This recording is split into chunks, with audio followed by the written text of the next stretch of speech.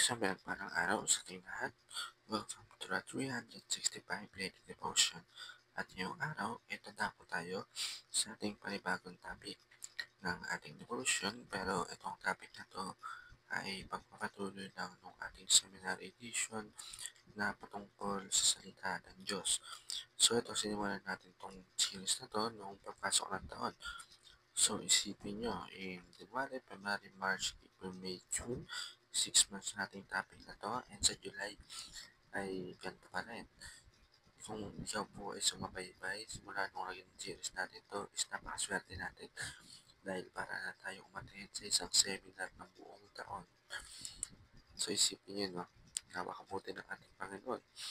Hindi natin pwede masabing namatay siya sa krus, wala na siya. Panginoong Kristo ay namatay dahil sa kasalanan sa libutan para tayo maging kalugod sa harap ng Diyos Ama at siya ay nabuhay.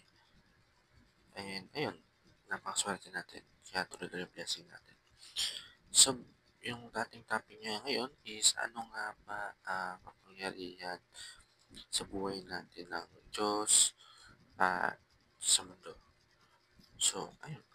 Sa sinabi ko is ang kapangyarihan o yung dulot sa atin ng ating Panginoon sa buhay natin at sa mundo is kung anong meron ka. Kung anong buhay mo. Kung wala kang Diyos, wala ka. Mga puro kasamaan ang taglay na meron ka. Walang kabutihan. Ito yung nagagay sa atin. Ito yung manual ng buhay natin na dapat nating sundin. So, basahin natin yung topic natin na Kingship of Jesus.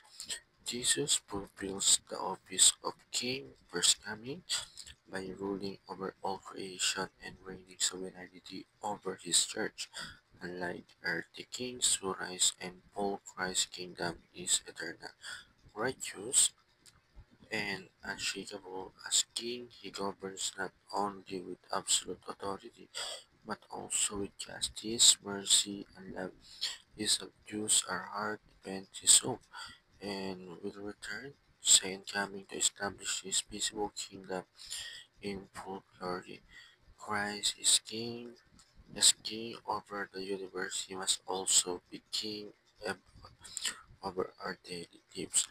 So, ang ating Panginoon sa Kristo, pinulpil niya or siya ang dahilan ng pagiging Diyos natin, kabutihan natin.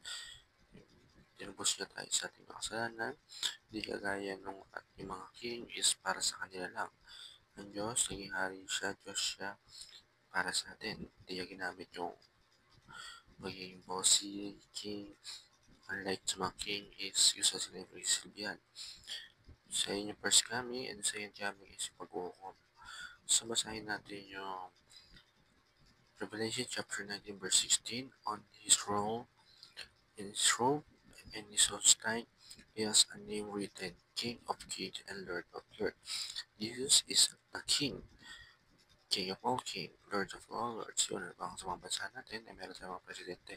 Silang presidente ng Diyos, ang presidente natin lahat. Kaya nga Jesus reign as King over heaven and earth. Si Jesus Christ, isang King ng heaven, siya rin ang dapat nating King sa mundo ito. Huwag na tayo sasamba sa Diyos-Diyosan. Jesus colonized the earth through his people. Yung mga people, gaya natin, na wala ng salita ng Diyos, dinidisciple natin, tinuturo natin sa iba, yung mga tuturo natin sa Word of God. Jesus secures our victory until his return. Kaya nga meron tayong salita ng Diyos na nagagay sa atin until the second coming of Jesus Christ na masama tayo sa eternal life. Kaya yun na po, para sa araw to, may meron tayo natulang sa lipa ng paginig. God bless all.